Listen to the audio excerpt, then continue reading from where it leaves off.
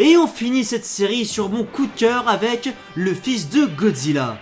Parce que oui, Godzilla a un fils. Un film de 1967 rempli d'amour, de câlins et de monstres en latex. Et dont le générique nous met dans l'ambiance dès le début par sa musique entraînante, digne des plus grands films d'action.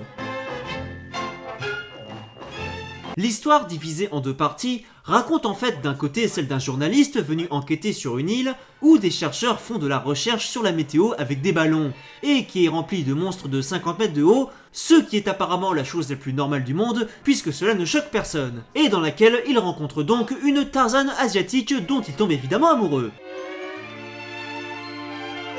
L'autre partie de l'histoire racontant quant à elle celle de sauterelles géantes voulant bouffer un œuf. Sauf que pas de chance, l'œuf en question c'est celui de Papa Godzilla. Bah mais bouffe mon œuf, mais qu'est-ce que c'est que ce foutoir? Et là, après environ une demi-heure, le film démarre enfin. Et on insiste donc à la naissance du petit Zilla. Et... oh mon dieu. Parmi tous les costumes au monde, il a fallu que vous lui donniez cette tête-là. Pourquoi? Bref, le petit Michelin Zilla, qui va donc avec son père, non pas d'une mais de deux, défoncer les sauterelles géantes dans des scènes d'action d'un réalisme incroyable. C'est toi le prisonnier! Aïe. Bref, mais après avoir gagné ces durs combats, Godzilla a déjà oublié qu'il avait un fils et s'en va. Oh, c'est mal fait. Et c'est alors qu'intervient notre Tarzan, qui va de suite s'empresser de donner un fruit à notre dinosaure, dans cet incroyable montage digne d'un certain Star Wars avec des Ewoks. Here, this is real good for you. Eat this and you'll get real strong. Wow.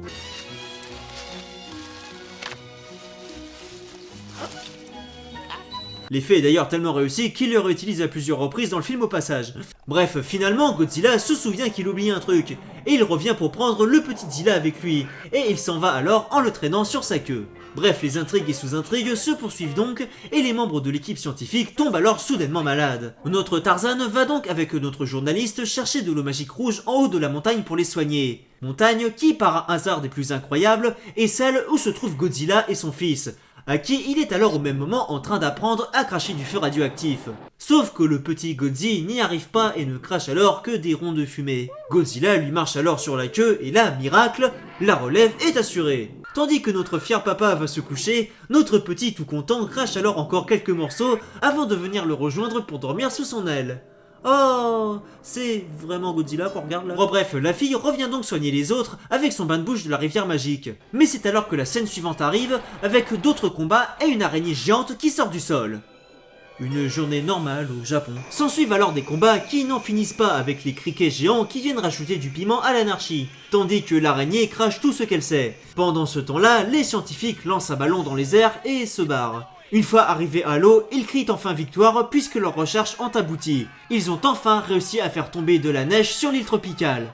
Ouais, youpi, ouais! Mais attends, ça servait à quoi? Bref, finalement, l'araignée se prend un double laser radioactif et meurt. Tandis que les gentils s'en vont et que le journaliste dit à la fille de ne pas s'inquiéter puisque tout va bien aller pour les Godzilla qui vont s'hiberner. Et attends, comment il peut savoir ça, lui? Et là, c'est la fin. Sauf que pas vraiment. Car à partir de ce film, le petit Godzilla va être réutilisé encore et encore dans de multiples suites.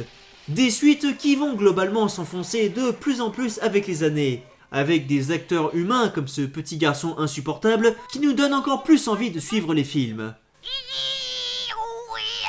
N'est-il pas adorable? Le petit Godzilla se dote aussi de nouveaux pouvoirs, comme celui de se rapetisser à volonté. Non mais il arrive un moment où c'est comme ça, on finit par l'accepter. Et des exemples comme ça, outre le petit Godzilla, je pourrais en citer à l'infini. Avec par exemple cette scène ultime où tous les monstres vont défoncer la tronche aux méchants à trois têtes, dans un combat très fair-play du carnaval des monstres pourris. Ou encore ce moment où Godzilla réussit à voler grâce à la puissance de son rayon.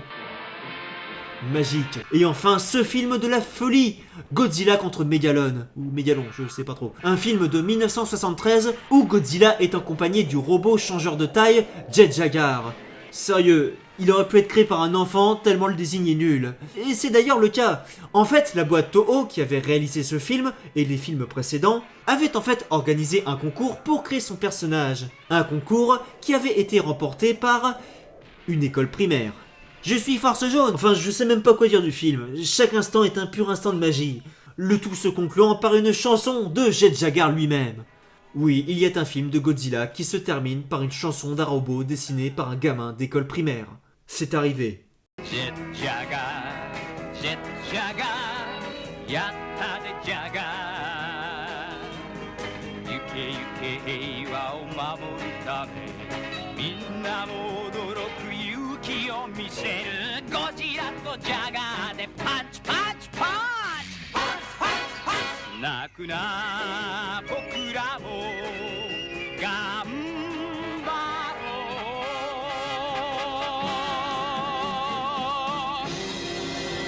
Si je meurs, passez ça à mon enterrement. Mais au final, les films Godzilla, c'est avant tout et surtout des films avec des happy end pour les monstres, qui ont enfin le droit au bonheur et à une famille. Et ça, c'est beau. La boucle étant bouclée, merci à tous d'avoir suivi cette série, j'espère vraiment que ça vous aura plu parce que c'était sacrément long à faire et autant horrible à regarder. Sur ce, n'hésitez pas à me rejoindre et à me soutenir sur les différents réseaux sociaux, et l'on se retrouve prochainement pour un nouvel épisode qui sera cette fois-ci un épisode historique classique. D'ici là, portez-vous bien et n'hésitez pas à me dire quel est votre monstre pourri préféré dans les commentaires.